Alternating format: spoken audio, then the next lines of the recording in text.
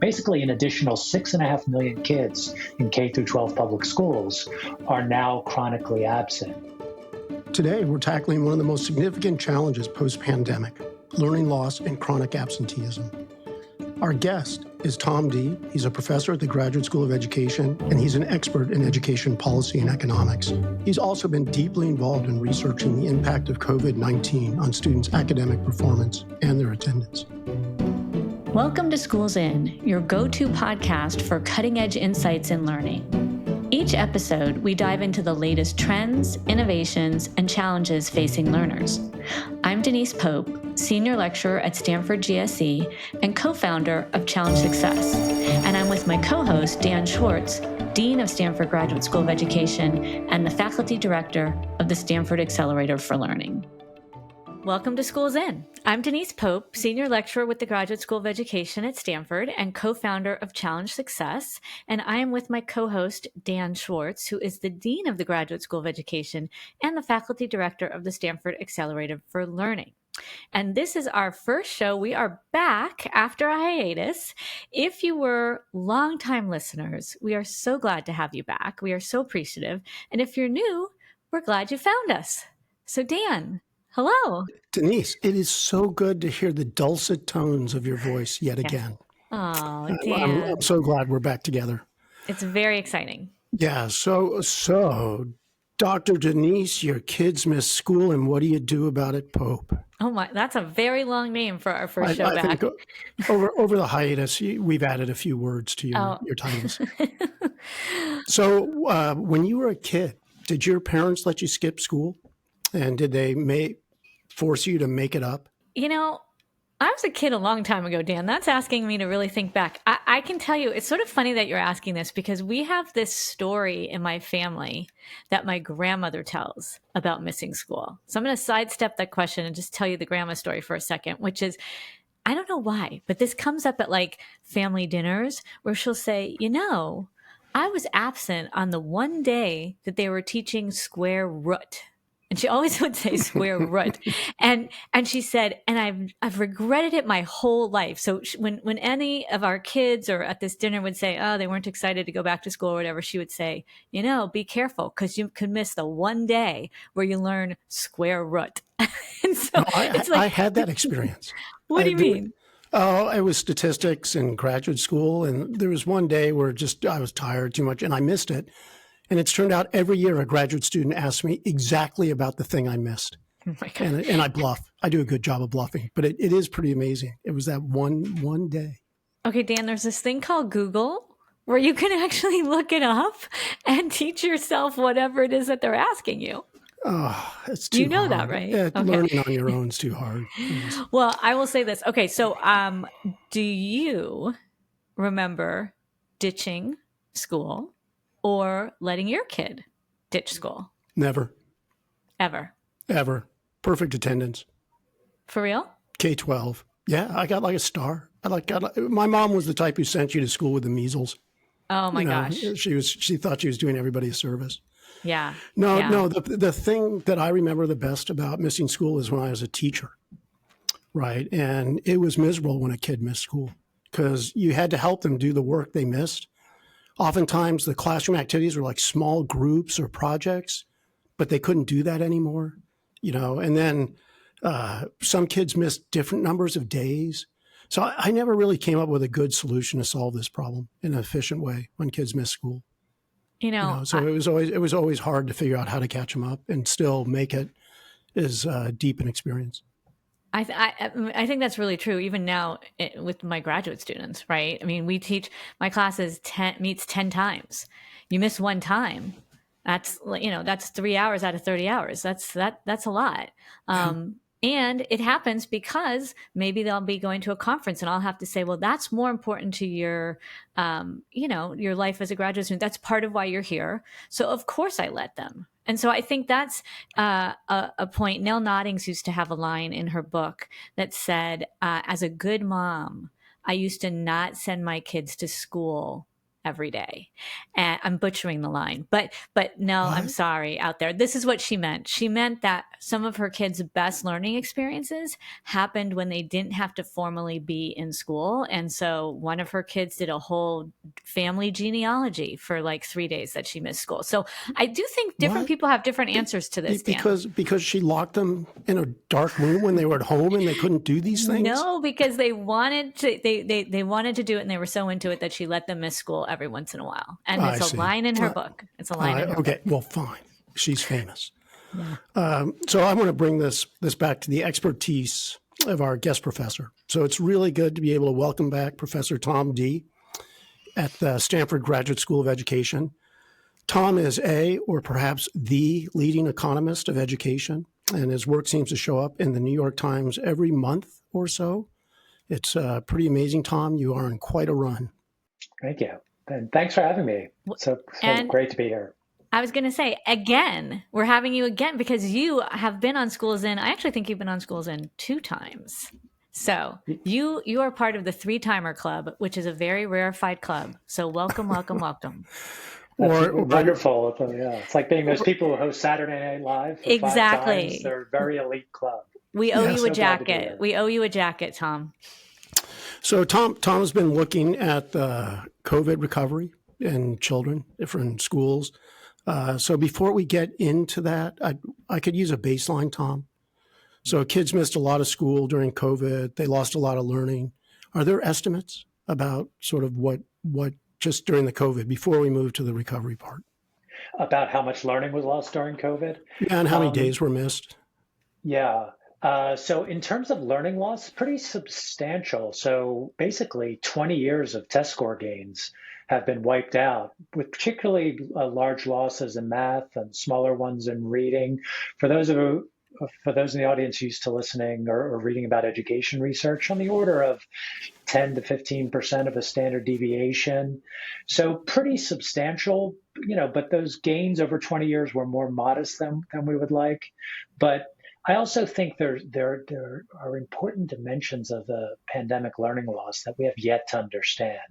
In particular, what a lot of my work done in collaboration with journalists and collecting data on enrollment has shown is that the kids who experience the most substantial disruptions, missing pre-K, skipping kindergarten, switching schools, were our very youngest learners who are just beginning to age into testing windows, where we'll really know about how their trajectories have changed. So we're going to learn a lot more in the next few years about that as those kids grow up. And I've argued in some of my writing too, it creates a kind of bias in our discourse because we look where the light shines. We look at the older kids in tested grades, but there may be very serious harm to the kids who aren't yet in the penumbra of that light. It's not shining on them yet. That's a little scary. No, I've been worried about this, whether there's, in particular, is there a developmental window that closes, that there was some kinds of learnings that you can't get at another age, So like language acquisition gets a lot harder as you get older, and so I'll be interested to see the results. Also, though, I want to stress a kind of historical-minded perspective on this, because anyone who studied education knows that crisis rhetoric comes up as regularly as the sun. And so I have that in the back of my mind as I'm sitting here saying, this feels very much like a crisis. That we've said this before, but we really mean it this time. But I think it is serious, both because of that learning loss, because of the enrollment disruptions, but even more disturbingly, what we're seeing about how kids are readjusting to a kind of return to normal and in-person instruction. And with some of the most recent work I've done in collaboration with the Associated Press has underscored this, that we've seen a near doubling of chronic absenteeism among students in the 21-22 school year. And all the data available to us suggests that has persisted into the 22-23 school year, and just suggests a large-scale failure of many kids to fully reintegrate into schooling as we knew it before the pandemic. Yeah, so tell us more about that research. Part of my reaction to learning loss, if I'm feeling jaded, is does it really matter if kids graduate with 1 year less of schooling? Right? Is there 12th grade? You're not doing anything anyway, so what? So I can be sort of jaded, but then if there's this part where there's sort of these lingering effects that are just going to keep cascading through the system, I start to get very, very worried. So say more about how you found out. Yeah, well, on the how we found out, I mean, this was really my work and my collaborators at the Associated Press most recently trying to infill the deep inadequacies of the data systems that the pandemic has exposed. Right? Because I had been hearing scattered anecdotal accounts from districts and a state or two that, my gosh, chronic absenteeism has really spiked.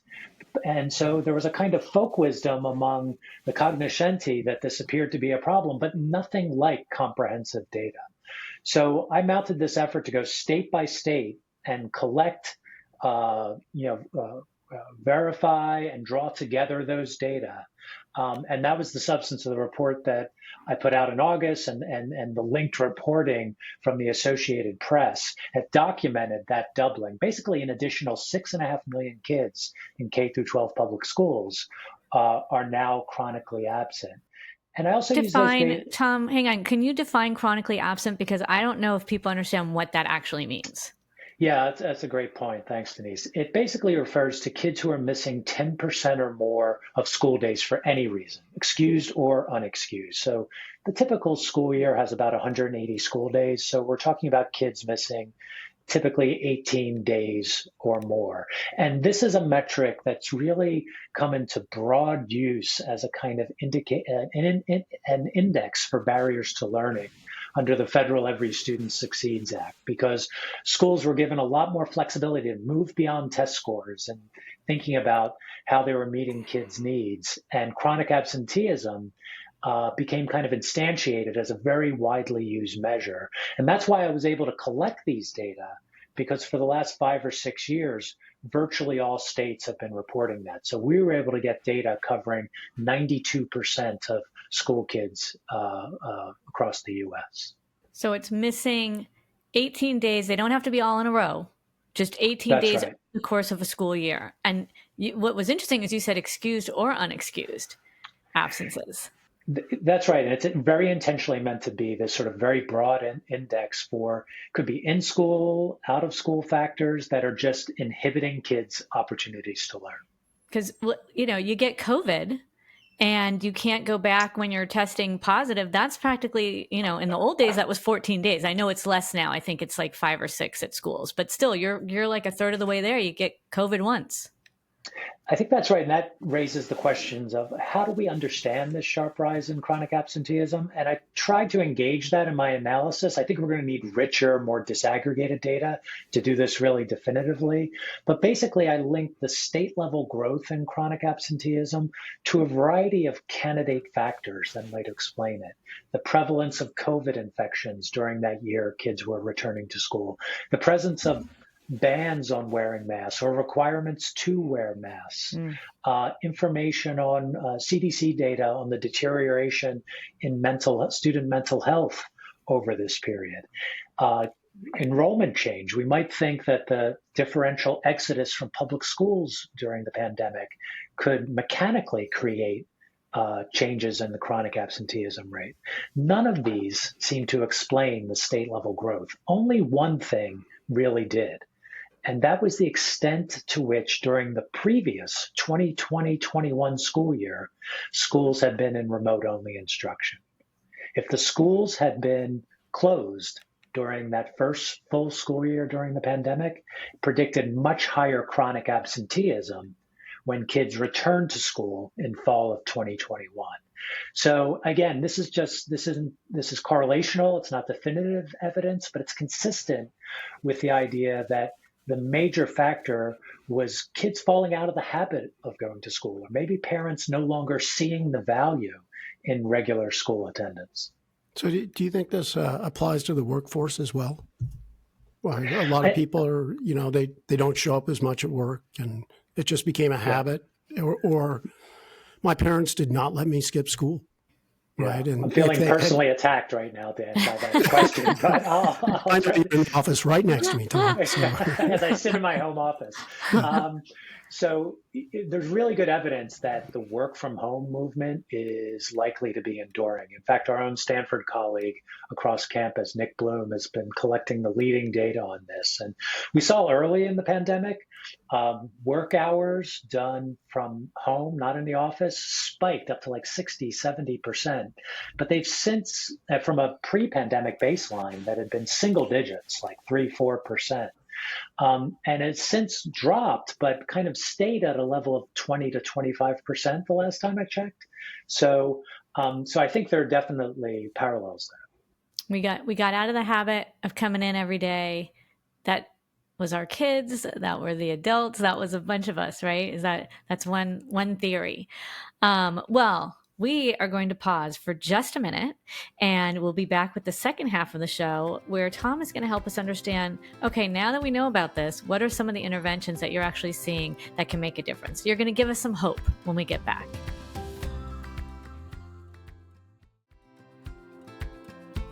All right, welcome back. This is Schools In with Denise Pope and Dan Schwartz, and we are talking with Professor Tom Dee.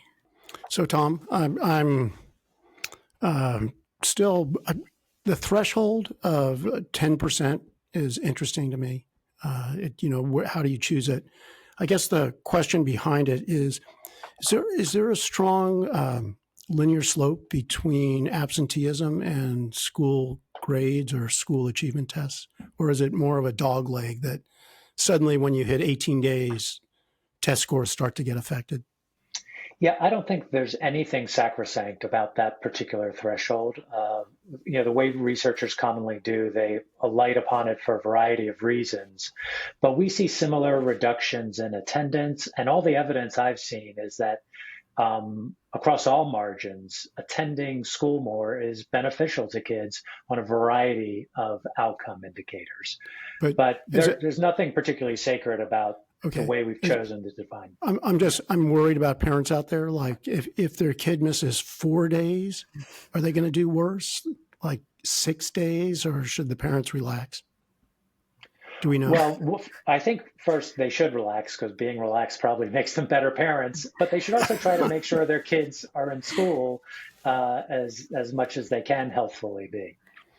Could I interject just one thing though? Because we do talk about mental health days for kids, and sometimes you do need that day to just kind of recoup or sleep in or whatever, or recover. So I don't want all the parents in the world out there to force, like Dan got forced to go with the measles, which I know was just an exaggeration, but I want them to just understand there are such things really, truly, as a mental health day where you do need a break. You don't want to make a habit out of it. You shouldn't do it 18 times is what we're basically saying. I need you to talk to my boss, Denise. I could use a mental health day. Well, you're my boss, so here we go.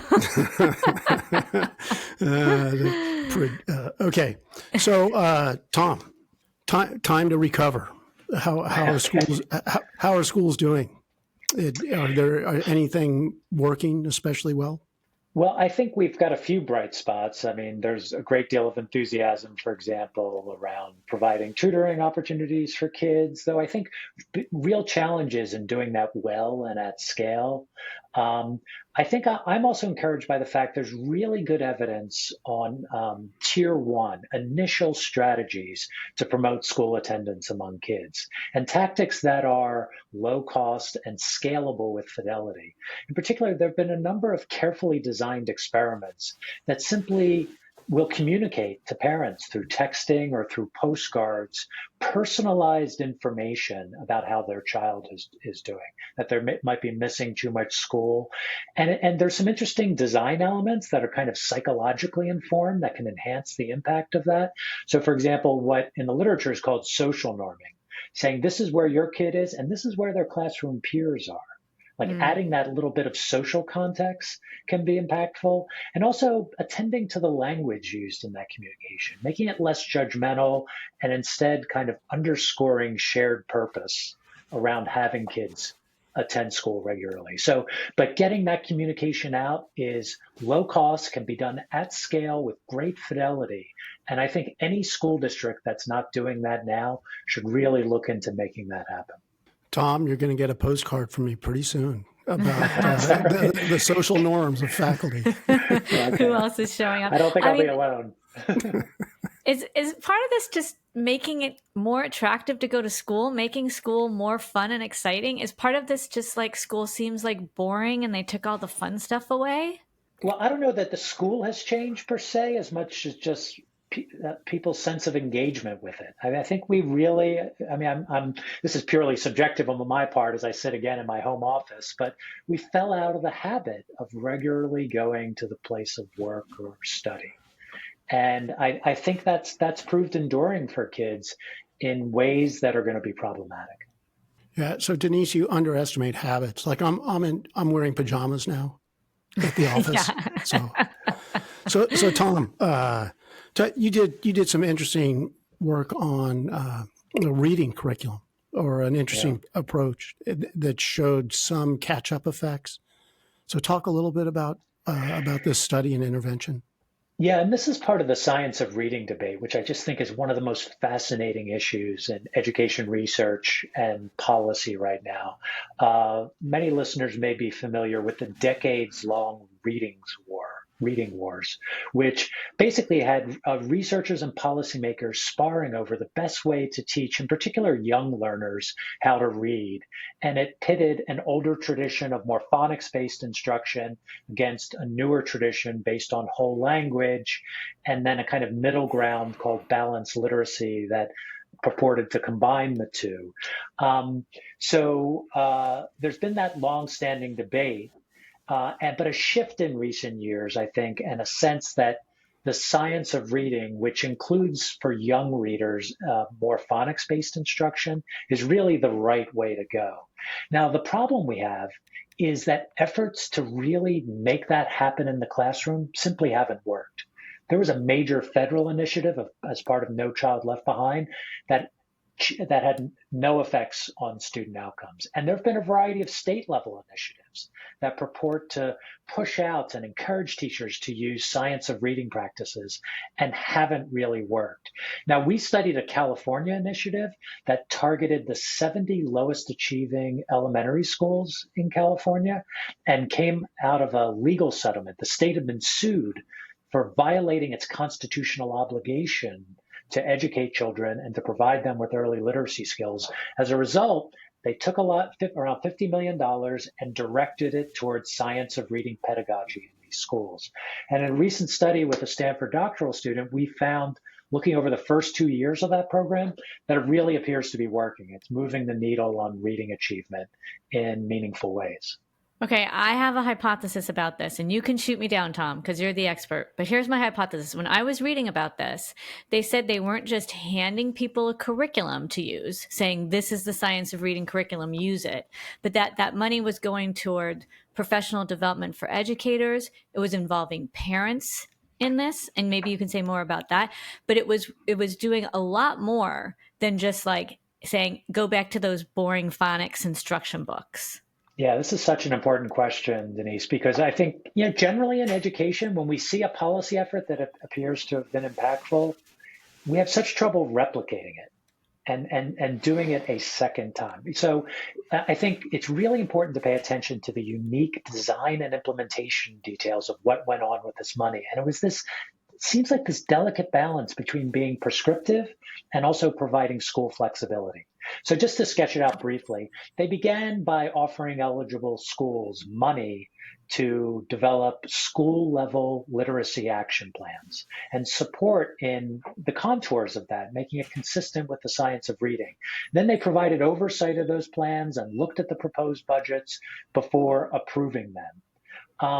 They gave schools, it was over $500,000 for 3 years to implement those plans on average, and gave them broad spending guidelines, 4 different categories that could include professional development for teachers, additional instructional support staff, strategies for family and engagement, families and money for new textbooks and things of that sort.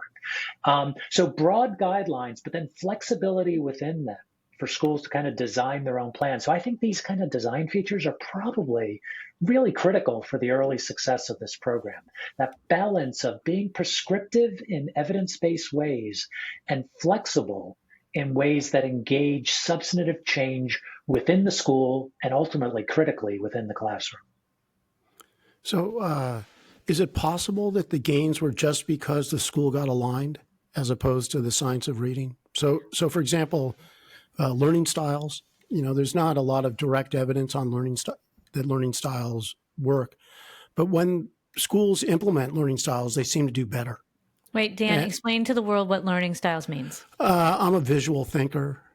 Which basically means you don't like to read. But I'm a kinesthetic learner.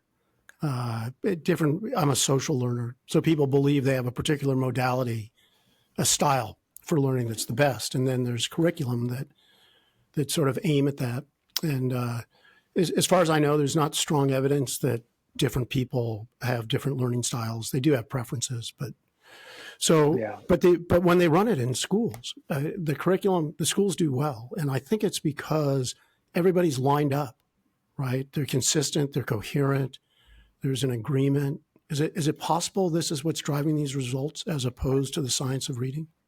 Well, that might be because there is that embedded in it, but there's always this challenge in understanding the impact of these kinds of policy initiatives because they're so multifaceted. And so there's often this effort when we see it's having an effect to say, okay, I see it was doing 7 different things. It probably compelled some instructional coherence and alignment, as you're describing, along with the science of reading. And so people will commonly ask what the special sauce is. And I'm at a point where sometimes I think that question is too reductive, and to think that there could be one singular silver bullet within it, because they may interact in ways that aren't additive. And, they really have to be there together as complements. But if we were to learn, it was really about forcing instructional coherence and alignment. I'm happy to claim that is the reason for the success. I have no history in the reading wars, but I'd be curious what perspectives you guys have on that longstanding debate. Well, there's actually an entire Schools In show on the reading wars where Dan and I enter into a debate with Rebecca Silverman here, who's at the School of Education. So our listeners can find that one. It's a very juicy, interesting debate that my memory serves, Dan and I completely lost to whatever the competition was that Rebecca was setting up about, is it this or this? And we always chose the wrong one. So I don't know. Dan, do you have a strong opinion? Phonics versus whole language? I'm a math science guy. Way to skirt. The thing I always wonder is how these wars get started. Well, is a war between? I mean, it's like 2 faculty members quibbling with each other. How did it become a war? Well, I think this is actually really fascinating. For all the attention the reading wars and the science of reading has received, at some level, I feel it's as if it's not enough. Because when I think about, if you believe the science of reading and phonics-based instruction for early readers is important, the scale at which we've been failing is at some level mind-numbing, because surveys indicate that something like 80% of teachers are using 3 cueing methods in the classroom and have been doing so for something like 4 decades. 3 cueing, Tom, you want to just tell our listeners? Sorry. 3 cueing is an instructional method, sometimes associated with balanced literacy, but really grounded in whole language. And the idea is you don't have to be didactic in teaching students phonemic awareness, the sounds of words and their components, and how to sight read. Instead, you have them draw clues from the context, the sentence, any graphical images available, etc. And so the science of reading would emphatically discredit that type of 3 cueing instruction. Yet we've been doing it at scale for decades. And my rough calculations suggest in our nation of over 300 million people, that implies that something like 200 million people have been taught a foundational academic skill the wrong way. That's really striking. Okay, maybe I do have an opinion. Okay. I was waiting for this. Go ahead, Dan. Yeah. So meaning-based approaches where you're trying to figure things out and connect them are really important. You need to learn to interpret a passage, and that's meaning making. You can do it at the word level. What must this word be? On the other hand, there is some value at just memorizing routinized things like recognizing that BR is a blend and this is how you pronounce it. So I would have assumed that the blended would have won, except there's probably a mistake in the execution of the blending, right? But you need both. I haven't memorized every word that exists. I have to look at some and figure it out, and I may not use context. I may sound it out. So I think part of the confusion here too, though, is that people think the science of reading is just phonics. It's phonics at early stages, but there are different science of reading for the kinds of comprehension and fluency you're describing. But it's just that the phonemic awareness and sight reading and all of those foundational skills are where you need to begin. I would say more kids need to read Hop on Pop because that's how I learned to read. So I read Hop on Pop about 50 million times. My parents read it to me. I read it to them. So that's my new science of reading would be the science of Hop on Pop. What do you think of that? Okay. We're getting silly. But, the number of times I try to explain to someone that there's a different way to learn that might be more effective. And they say to me, no. I learned that way. I did just fine. And my response to them is, you may have, other people didn't work so well for. And then I don't say it, but I think it, which is, you could have been better if you had the real way. I gotcha. Well, I think that is. Go ahead, Tom. Tom should get the last word. I just quickly note how we got here too, because if based on what I've read about the evolution of the reading wars, at some level the villain is siloed academic scholarship. The fact that these different intellectual traditions were able to persist in isolation because intellectual communities within the academy were not talking to each other and engaging with each other sufficiently. And so that allowed those who were closer with teacher training to have one view and another community to have a very different view.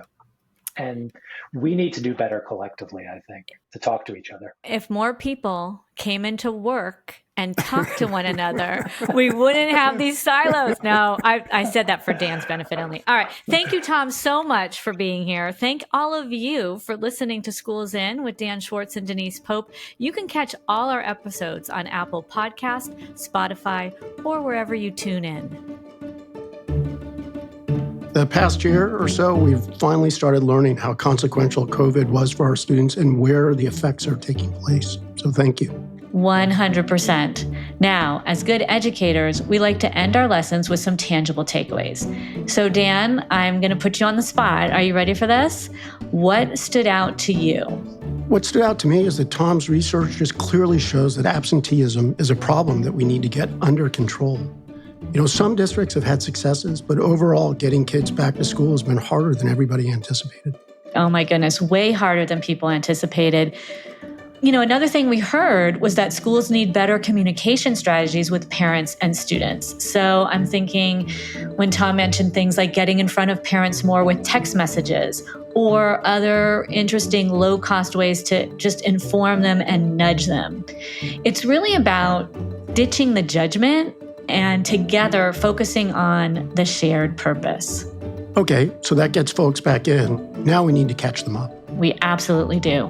Tom mentioned that a lot of schools are having success with tutoring, and I know there's a lot of research to back that up.